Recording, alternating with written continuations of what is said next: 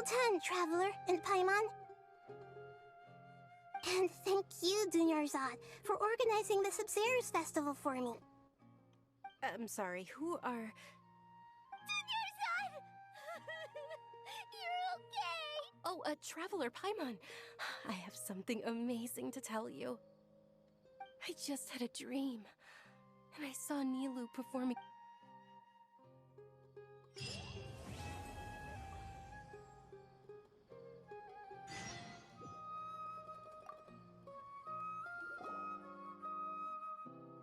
You're actually Nahida, aren't you? Paimon felt like Catherine was acting weird when we met at the Sub-Zero's festival. And... Dunyarzad.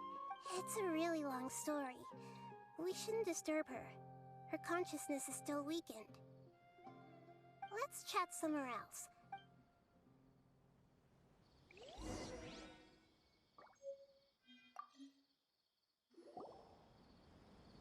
What's going on? It's actually been much... Oh? Strange. Was I...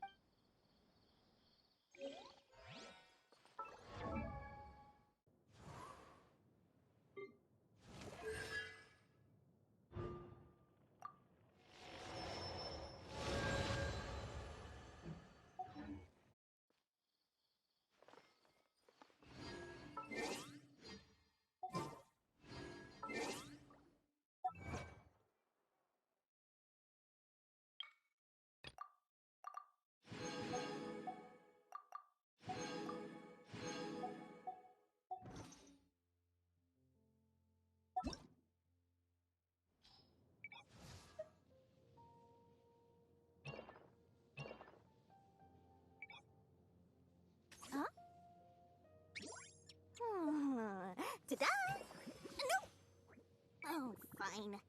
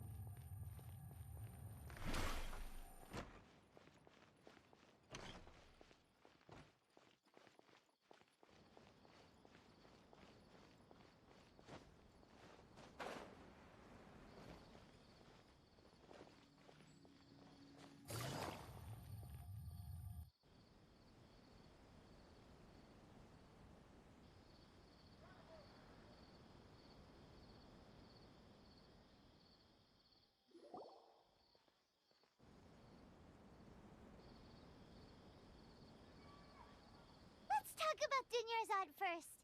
It's... After we parted on the last day of the Sub-Zero's festival, I left the city and saw what the Traveler had described. Among the countless dreams, I found one that was growing fainter and fainter. Once Dunyarzad could no longer bear the Akasha harvesting her dreams, her such a small fragment of consciousness can't last for very long, though. It will return to its... where both will gradually fade until they completely disappear. I used all the power I had to keep her dying dream alive as long as possible. But it still wouldn't have lasted for much longer. So it looks like we did manage to save Dunyarzad in the end. And not a Huh? Why are you two smiling so happily? I thought you'd be so moved that you'd start crying.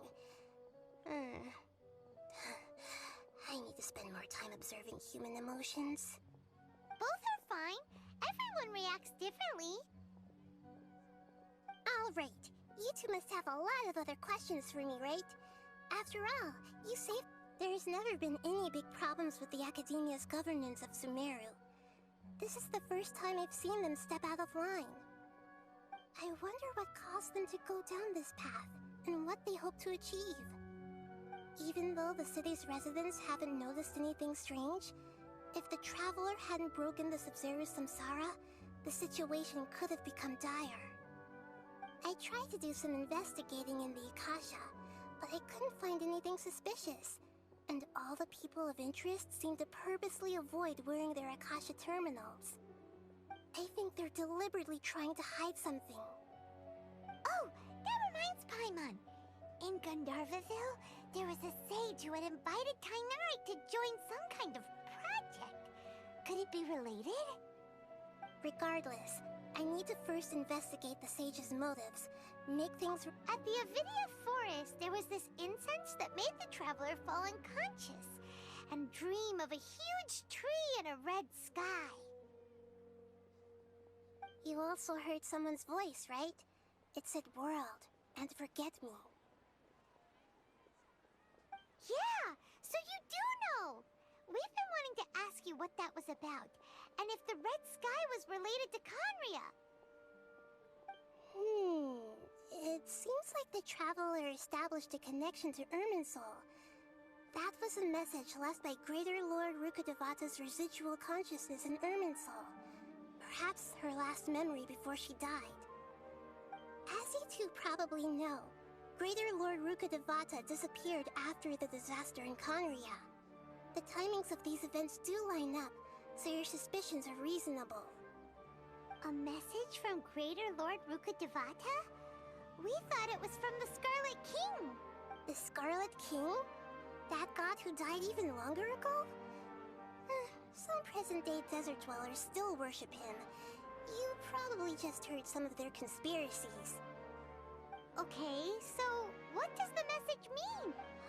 I still haven't managed to decipher it. Even the Akasha isn't currently capable of doing that.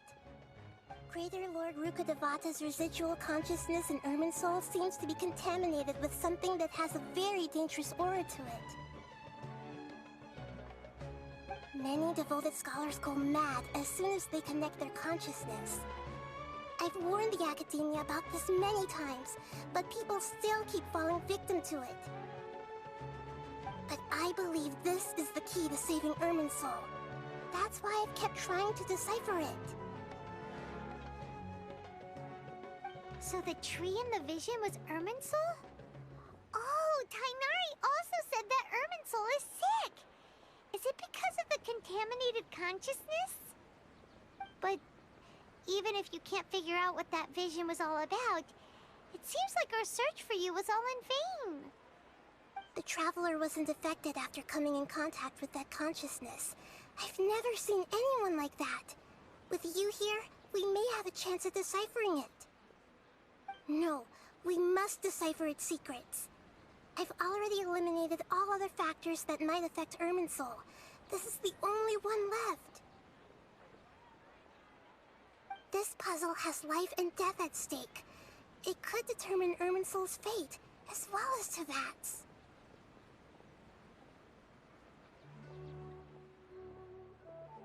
To be accurate, I'm using the Akasha as a medium to occupy Catherine's consciousness.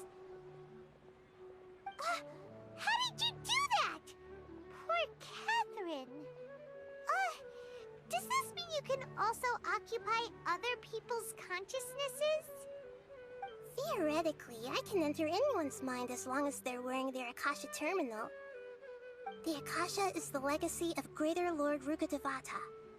As Lesser Lord Kusanali and the first Akasha terminal, my consciousness has always been linked to the Akasha.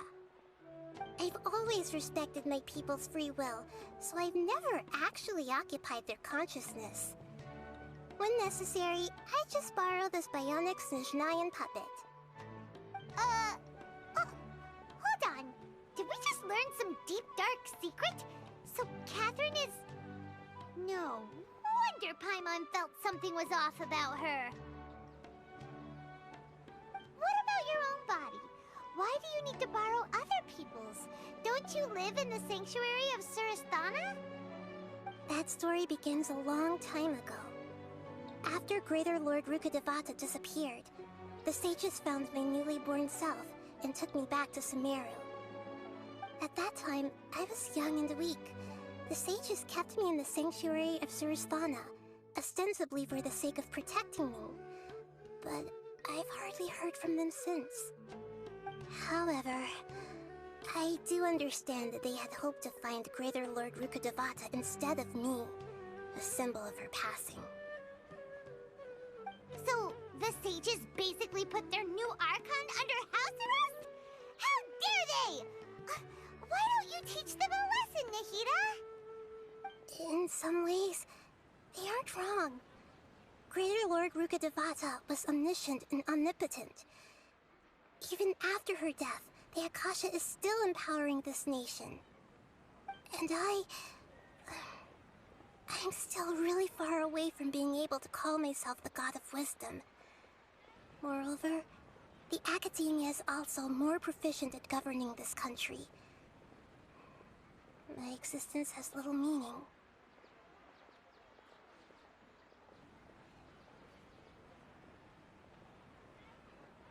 Yeah, you got a lot of believers.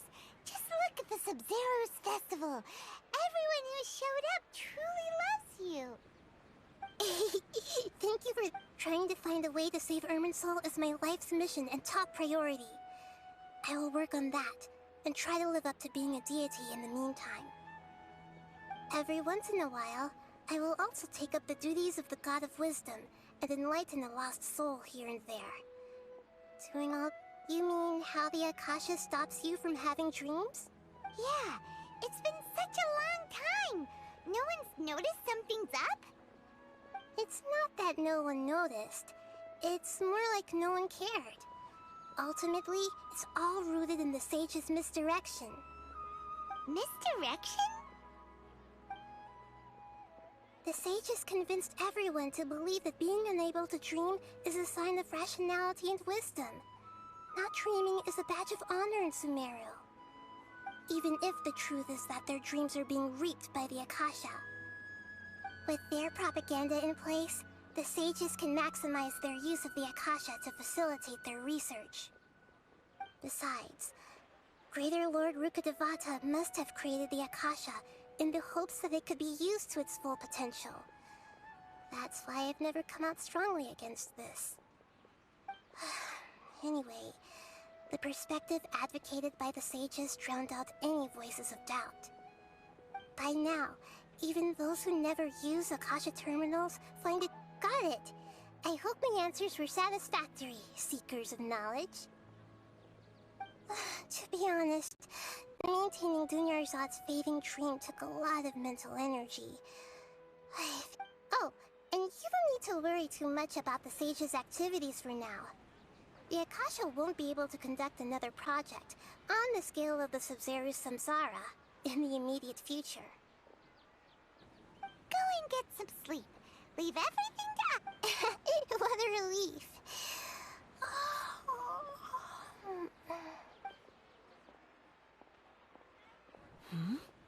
Traveler?